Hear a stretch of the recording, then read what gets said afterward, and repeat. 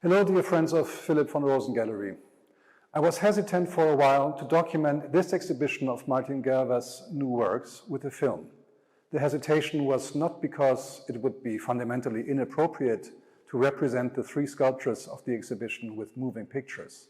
On the contrary, the hesitation is rather due to the fact that even the moving pictures cannot reproduce what the experience on site is all about. For example, let's take a look at the first of the three sculptures from the exhibition, which is standing behind me here. It initially appears as if the opaque black surfaces you see are velvety closed surfaces, but in fact they are black holes that just appear impenetrable. This side of the object is thus simply an open side of a volume. The volume, which is based on a triangular ground plan and thus tapers to a point at the back, is colored black in its interior. Colored black? No, not quite. We're talking about almost black surfaces, which turn out to be extremely dark red on the lower right or dark blue on the upper left, when we take a closer and longer look. We know this phenomenon that you have to look very long to see and experience color at all from the work of Ed Reinhardt, whose black squares are also only supposedly black. Only after a long, concentrated look does our visual organ begin to assign the individual squares to differentiated colors. Once this happens, however, Reinhardt's squares are no longer black, but can almost be described as colorful. If, on the other hand, you, as the viewer of this video, have only a brief and casual glance at the reproduction of such a painting, you will not recognize this. As with Ed Reinhardt, it is the concentrated perception by the natural eye, stretched out in time, that matters in Martin Gerver's work. For if you get too close to the supposedly black hole with the camera, it switches over and brightens up the filmed or photographed interior in such a way that the obscurity and thus the velvety and impenetrability are eliminated and a more or less clear view of the interior structure of the volume becomes discernible. Now, Ed Reinhardt has humorously described sculpture as something you bump into when you step back to look at a painting. So the similarities between Gervers and Reinhardt are obviously not total.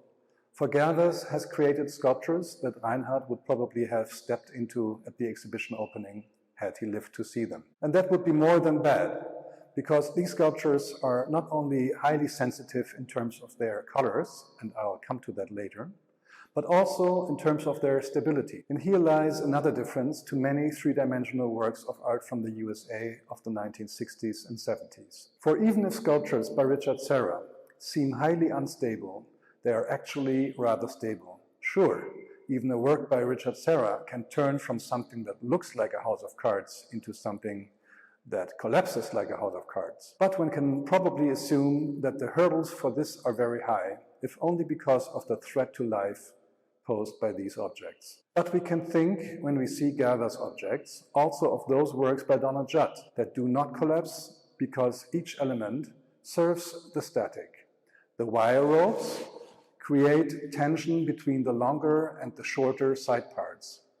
In this way, there is a balanced whole which at the same time seems light and unstable.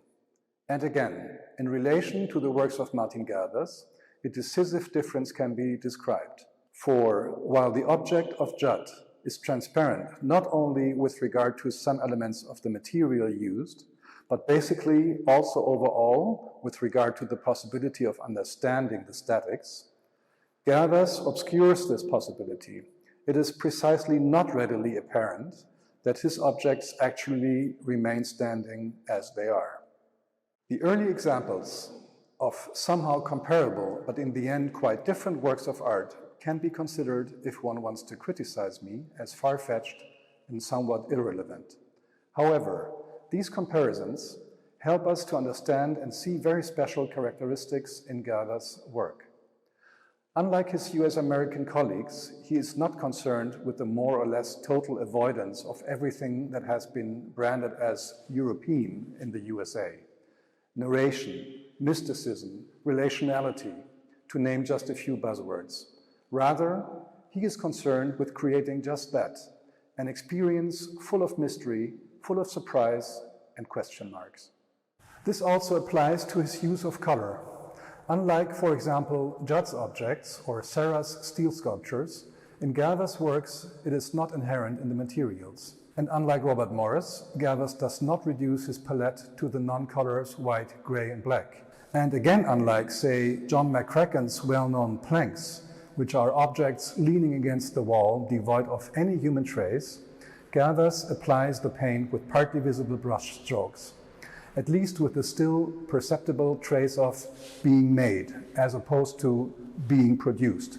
And perhaps the most important difference to the Americans is that for Gervers, the composition, the putting together of the colors is of the highest importance, quite subjective and strongly dependent on his own color sensation. And at the same time, he plays with the possibilities of the materials and their aesthetic effect, because he creates some of the surfaces mirror smooth and perfect, or has them made in a paint shop for cars. This means that for Gervers, there is not an either or, but a both. We see both clear minimalist forms in the space, which at first glance are understandable and into which we can partly look and grasp the internal structure. And at the same time, we do not readily comprehend the unstably assembled forms. Rather, it is even the case that it is hardly possible to memorize and remember what was there before and how it was put together and what it looked like, even when walking around the sculptures. And this is all the more true because, of course, such objects that call us to move or even force us to move in order to experience them fully also always establish a relationship to space. Again, in distinction to many works from the 1960s and the 1970s, it can be stated that it is precisely not a site specificity that Gervers strives for or suggests. On the contrary, these works can be placed wherever the technical and spatial conditions are given, flat floor and some room. Nevertheless, the movement around the works can only be accomplished with movement in space, and they can only be seen in exactly the space where they are at the moment, and to which they establish a spatial, physical, visual relationship. One more word about the sharp edges of the objects and about how we can perceive the colors on them. Per element on a triangular ground plan, we can always see only two colors. This is a process that can almost be described as digital. We see something blue and black or gray and black, but we do not see the respective reverse side of the volume just taken into focus. Transparency, a la Judd or Frank Stella, who coined the sentence, "What you see is what you get," is just not given here. This process is digital because with regard to the color combinations, there is only one way or the other, no mixed colors, and also not the perception of three colors on one sculptural element at the same time. By the way, Gervers originally comes from painting and got known with painting. In 1996, for example, he was the winner of the prestigious Ars Viva Art Prize of the Federation of German Industries, BDI.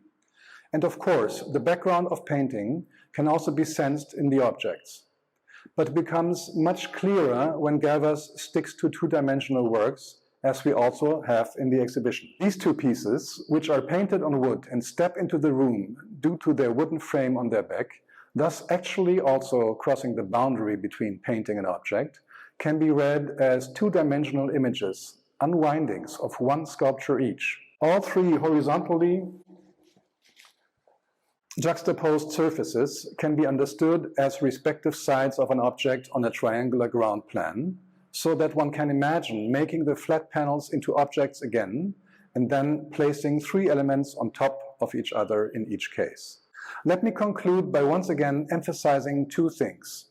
On the one hand, the madeness of these works, whose charm, yes, I take the liberty of using this somewhat old-fashioned word because it is appropriate in this case without making the works themselves old-fashioned, whose charm also consists precisely in the fact that they are quasi-perfect, but do not exhibit 100% perfection reserved for industrial processes. In this way, they create the possibility for us as recipients to establish a relationship on a human level. And secondly, I bring the concept of poetry into play. And by this I mean that the works by Martin Gervers elude and transcend our language and our cognitive judgments. This is also, apparently, old-fashioned and was avoided by the minimal artists at all costs. But this is where life, perceptible experience, and thus a form of happiness emerges. This happiness, dear friends of Philip von Rosen Gallery, you can only experience when you see the originals, and therefore,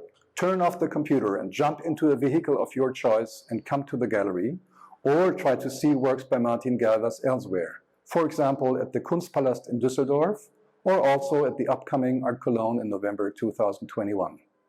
Thank you and all the best.